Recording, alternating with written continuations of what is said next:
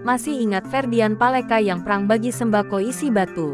Kini dikabarkan berurusan dengan polisi. Saat ini nama Ferdian Paleka menjadi perbincangan netizen Indonesia. Pria yang dikenal sebagai YouTuber itu harus kembali berurusan dengan polisi. Kali ini karena mempromosikan situs judi online melalui media sosial dan channel YouTube-nya.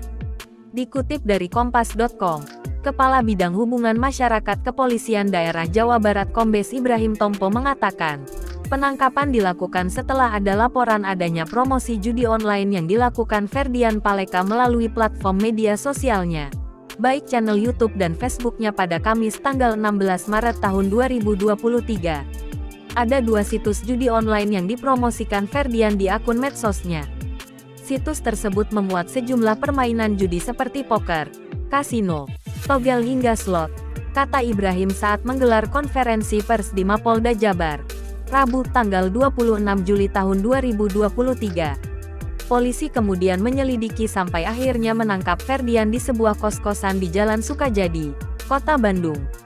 Dengan mempromosikan situs judi yang dilakukan sejak Maret tahun 2023, Ferdian telah mengantongi keuntungan hingga 570 juta rupiah. Barang bukti yang diamankan yakni unit ponsel hingga akun medsos Ferdian Paleka. Saat ini, polisi tengah memburu pelaku yang meminta jasa promosi kepada YouTuber tersebut. Atas perbuatannya, pelaku dijerat pasal 45 ayat 2 junto pasal 27 ayat 2 UU RI nomor 19 tahun 2019 tentang perubahan atas UU RI nomor 11 tahun 2008 tentang UU ITE dengan ancaman pidana maksimal 6 tahun. Sebagai informasi, di tahun 2020, Ferdian Paleka sempat viral karena aksi perang sembako sampah. Kala itu, Ferdian Paleka bersama 2 temannya ngeprank kepada seseorang di Bandung, Jawa Barat. Bukannya sembako isi makanan, mereka justru memasukkan sampah serta batu di dalam dus mie instan.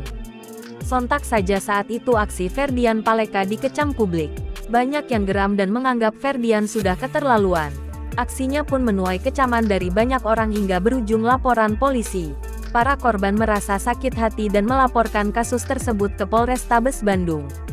Ferdian Paleka akhirnya ditangkap oleh pihak kepolisian pada Jumat tanggal 8 Mei tahun 2020.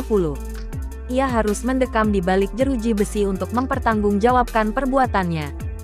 Sempat merasakan dinginnya penjara, Ferdian Paleka akhirnya bebas pada tanggal 5 Juni tahun 2020 lalu setelah korbannya mencabut laporan.